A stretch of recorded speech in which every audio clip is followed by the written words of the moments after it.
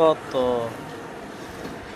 সাঙ্গ পাঙ্গ লয়ে আইছিলি, প্রায় 40 জনের সাথে আইছি, একে একে সবগুলাই শেষ।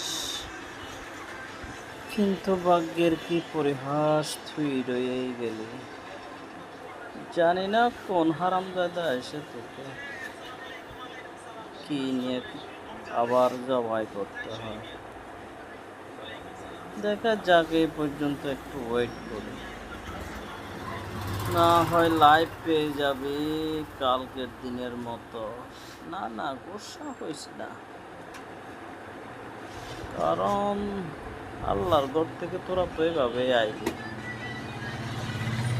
আল্লাহ তোদেরকে পশু পাখি কইরা বানাইছে আমাকে খেদমত করার জন্য।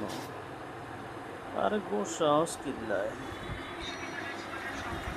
তুই তো দোকানের লোক, কি একটা মাত্র মুরগি, কিছুক্ষণ তোর সাথে আলাপ করা ছাড়া আমারও আর কোনো সময় নাই।